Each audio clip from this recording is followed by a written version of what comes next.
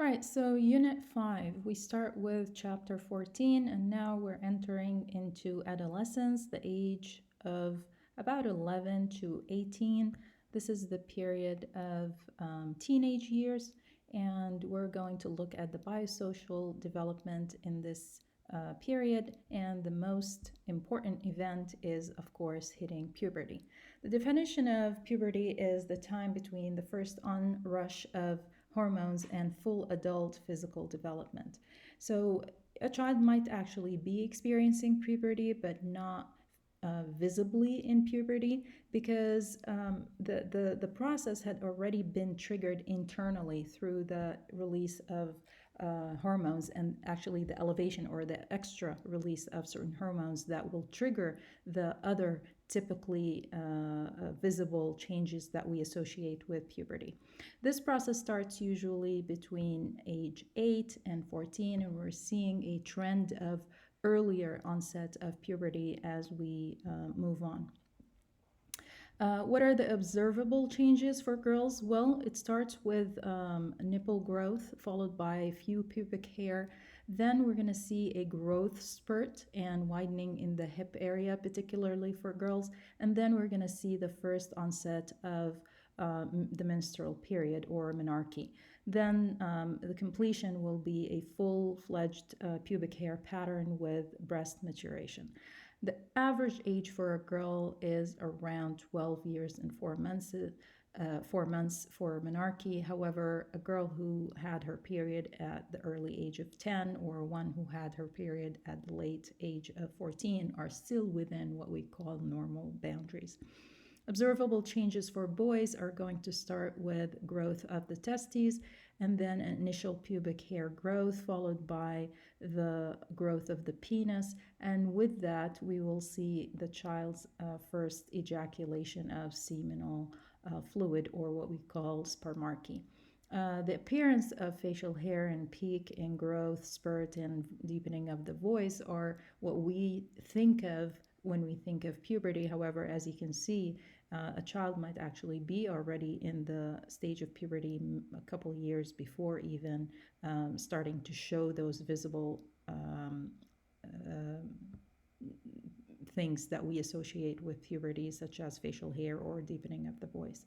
The average age for spermarchy is around 13 years. So as you can see, girls tend to start puberty earlier than boys on average.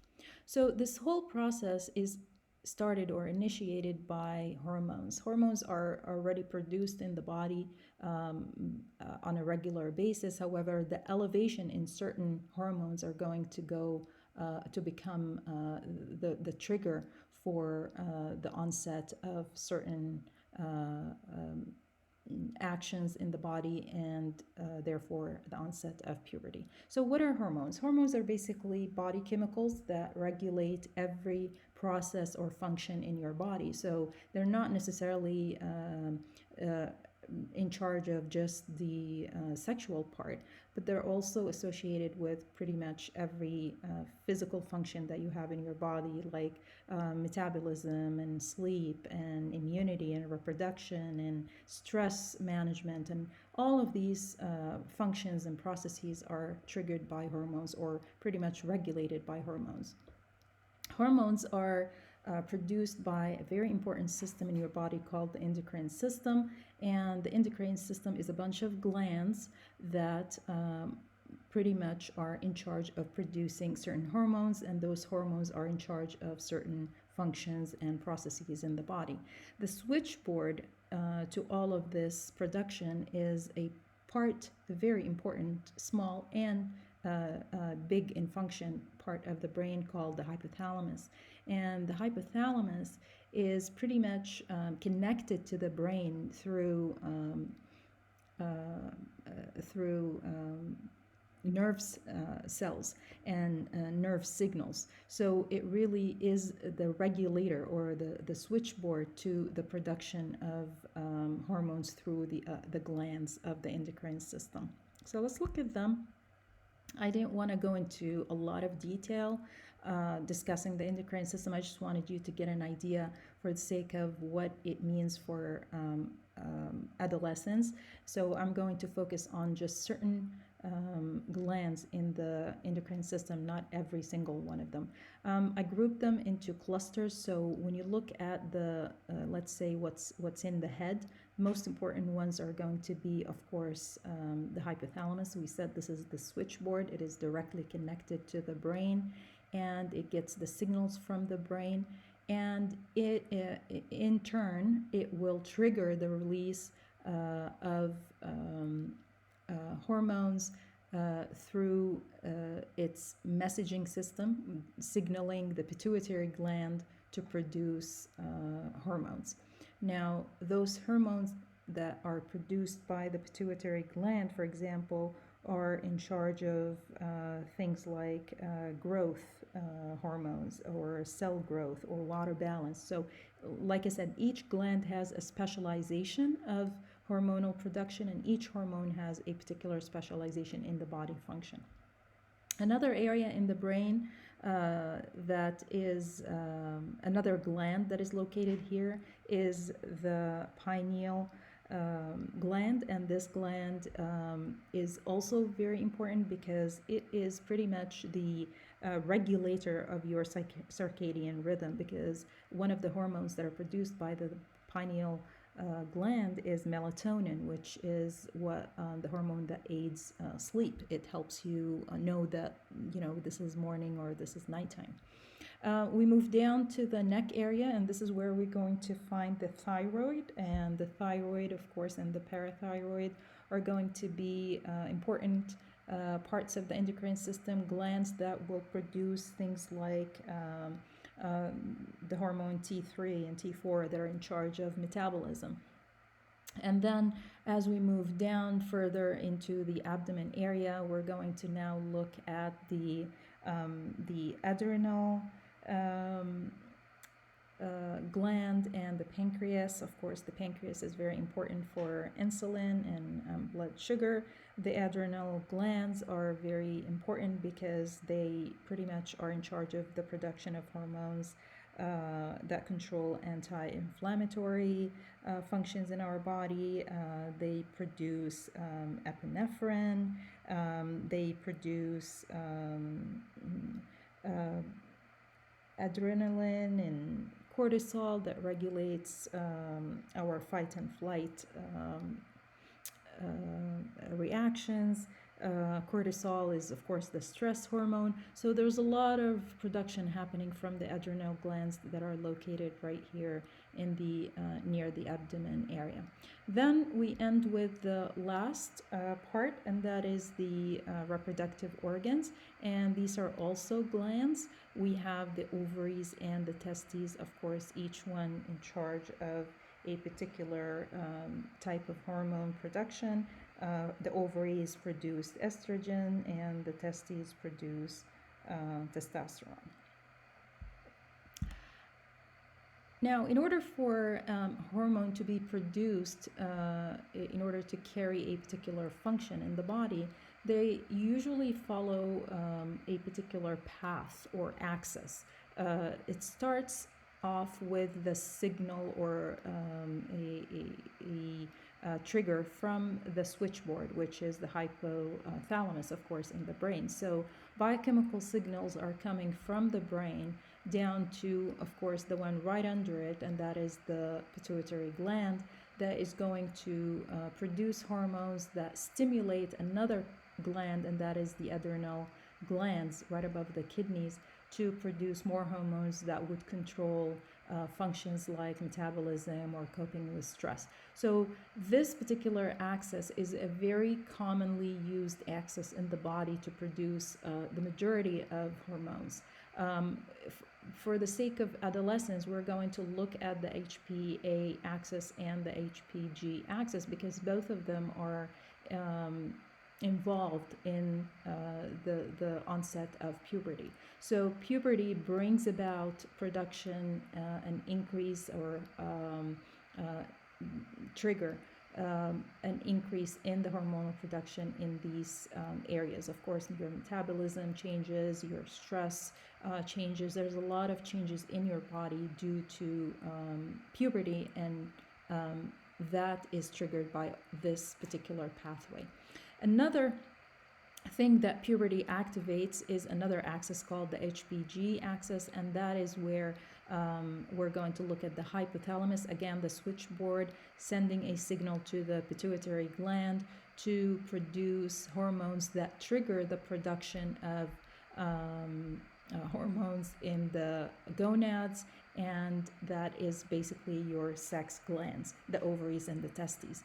And those hormones, as we said, are going to be estrogen and testosterone, and of course it triggers the production of gametes. And if you guys remember from chapter I believe chapter 3, we talked about gametes, and those are basically the sperm and ova.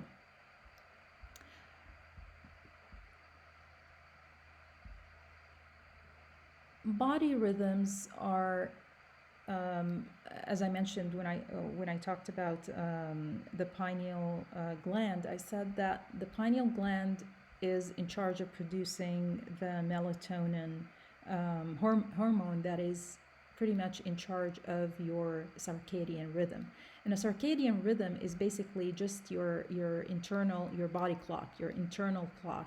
And our internal clock has different cycles. There is one that is called circadian, and that is about 1 day. So it's a day-night cycle of biological activity. One example of a circadian rhythm is your night and sleep, your sleep and awake cycle. So your body goes through a typical reoccurring 24-hour cycle. You get sleepy at night, and then you wake up and you're awake and alert in the morning. And that's due to the production of, like we said, melatonin. Now, your body has many functions that are regulated by the circadian rhythm, or the 1 day cycle. And we see an increase in, for example, sometimes metabolism, or blood pressure, or sugar absorption in the body. There's a lot of things that are associated with that regular 24-hour or day-night cycle in your body function. So your body runs on a clock, an internal clock that pretty much regulates how it functions. There are other types of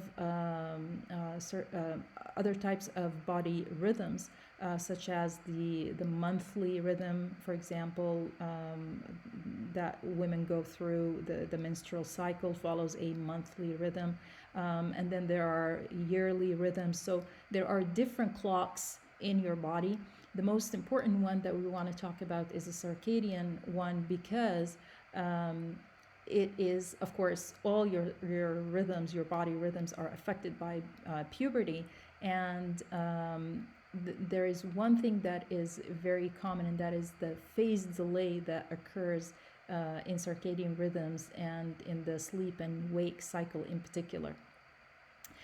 So the onset of hormones kind of messes up with that internal body clock, and that's why we see a lot of teenagers experiencing kind of a shift, or a messed up system in their hunger, or in their sleep, or in their appetite and energy.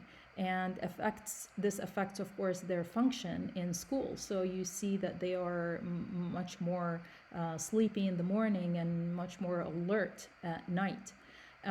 This is triggered by the hormones that are released from puberty. But also, if you couple that with another genetic trait called eveningness, which is there are some people that are just night owls. There are some people that are more alert, especially males, in the evening than they are in the morning. And this is genetic. We're talking about your genes now. Some people are like that. You take that and you couple it with what the hormones are doing with from puberty, and you've got a really messed up adolescent years, because the body is trying to adjust to all of those changes that are happening internally. Another contributing factor to that messed up clock is blue spectrum light, and this is something that we're seeing increasingly affecting teenagers. Those rays that are coming out of those electronic devices are pretty much sending a signal to the brain. Again, the brain is where the regulation happens. So it's sending a signal to the brain, messing up pretty much with the typical human circadian rhythm. It's telling us that it's telling your brain that it's morning when it is not. Your brain sees that blue spectrum light and internalizes that or processes that as morning, and therefore it ends with a child who is sleepless at night and can't fall asleep. Well, they can't fall asleep because they're pretty much attached to their device, and that affects the brain. So as you can see, many things affect that body rhythm, particularly the circadian rhythm. And a lot of studies have been done on what is the most effective way to adjust school start time to take into consideration the biological changes that are happening in the teenage brain and body. And many schools, particularly middle schools and high schools, are opting for a later start than an earlier start, kind of to take into consideration those changes in their body and their brains.